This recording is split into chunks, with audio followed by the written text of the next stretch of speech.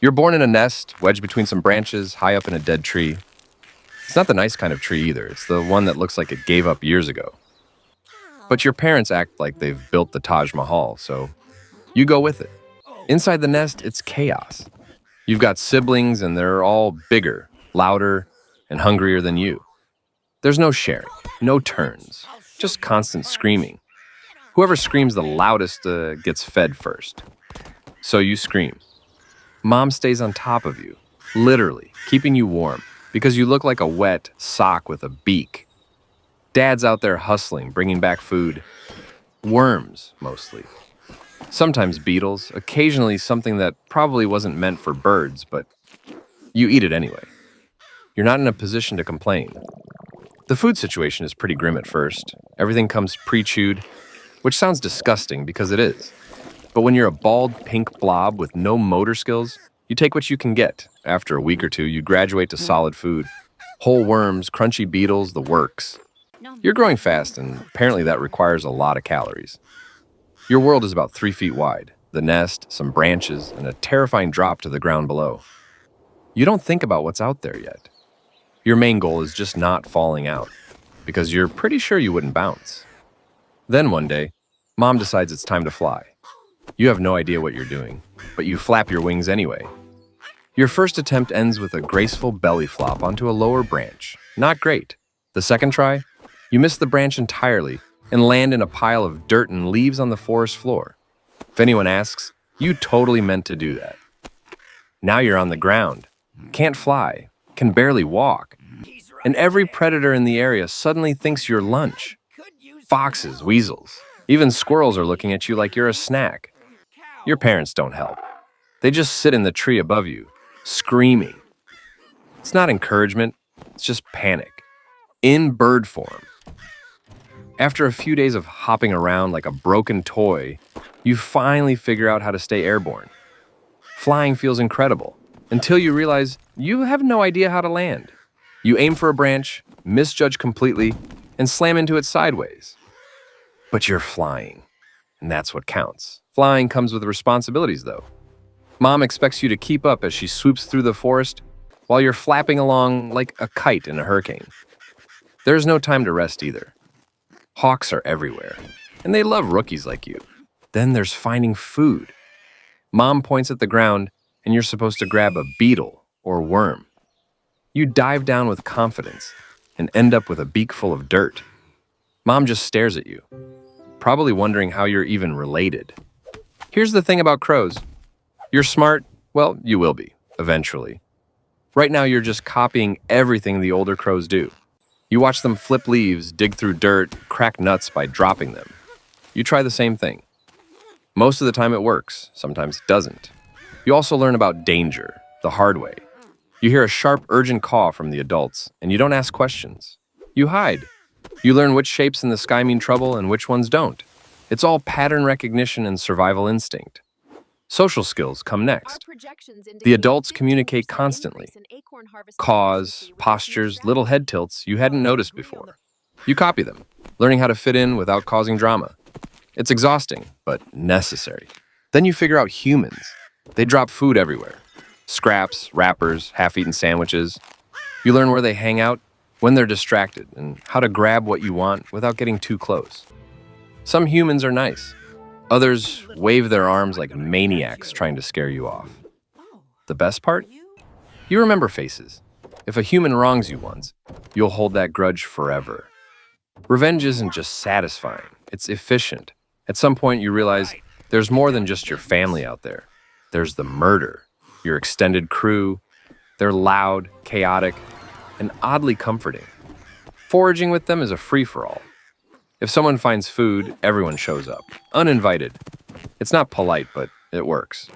The warning system is solid too. One crow spots a predator, and within seconds, the whole group is screaming. You join in because why not? It's loud, effective, and frankly kind of fun. Hawks and cats learn quickly that this area isn't worth the hassle. Fitting in takes effort. You watch the older crows, figure out who to approach, who to avoid, how to hold your ground without stepping on anyone's feathers. It's a delicate balance, but you manage. As you get older, you start branching out on your own. You still hang with the murder, but you're exploring now, testing your limits, foraging solo. Sometimes you find a perfectly good sandwich. Other times you grab what turns out to be plastic. Trial and error. Independence has risks. Without backup, you rely entirely on instincts. A shadow overhead means freeze, assess, move fast. Most of the time you're quick enough, but there are close calls, like that time you nearly became a hawk's lunch. Even solo, you know the murder's there. When things get dicey, you rejoin them. Foraging together, mobbing predators. Independence is great, but backup is better. One afternoon, you're minding your business when a fox charges at you out of nowhere. You barely make it to a branch, flapping like your life depends on it. Because it does. The fox jumps, snapping at your tail feathers, but you're faster. You let out an alarm call, and reinforcements arrive instantly. The murder swarms, dive-bombing the fox from every angle. You join in, swooping close enough to make it flinch. The fox yelps, spins, and runs for its life as the crows chase it out. You shake yourself off, hop to a higher branch. Crisis averted. Stupid fox. When spring comes around, you decide to find a mate. You don't rush it. Choosing the right partner matters. You show off a little. Aerial tricks. Confident calls. It's not subtle, but it works. Once she agrees, you bond through mutual grooming and food sharing. With your partnership set, you build a nest together. Twigs, moss, whatever looks useful, you haul it all to the highest branch you can find. Predators can't climb this high, right? That's the plan anyway. After some back and forth and probably a few arguments, the nest is done. Sturdy, functional, good enough. Your mate lays 3 eggs. Her job? Keep them warm. Your job? Everything else. You spend weeks bringing her food, guarding the nest, making sure nothing with claws gets close. It's exhausting, but the eggs hatch, and that's when the real chaos begins. Now it's tag team parenting. You both hunt constantly. Insects, worms, whatever the chicks can swallow. They're loud, always hungry, completely helpless. Some other crows show up to help, which is nice, but their enthusiasm doesn't always match their skill. Over the next month, the chicks grow fast. From tiny fluff balls to awkward teenagers testing their wings. You teach them the basics. Finding food, spotting danger, surviving without falling out of the tree. It's a steep curve, but they'll figure it out. You've built a life, raised chicks, earned your spot in the murder, but life doesn't slow down. Foraging is still a hustle. Racing other crows to the best scraps, dodging predators, dealing with unpredictable humans. You mob hawks, dive bomb cats, and generally make life difficult for anything that threatens you. Even humans with brooms. Every so often you get a break. You mess with sticks, test new ways to crack shells, or just watch the world from your perch. Your curiosity keeps you sharp, but it also gets you into weird situations. This is life at its peak. Survival, cleverness, staying one step ahead. It's not glamorous, but you've made it work. But nothing lasts forever. One day you're perched on a branch when a hawk hits you out of nowhere. No warning, no time to react. In an instant, you're knocked from the tree and fall to the ground like a stone. A while later, a human walks by. They see your body, crouch down, tilt their head like they're trying to understand. They poke you gently, maybe whisper something, not realizing you're gone. Your murder watches from above. To them, it's simple.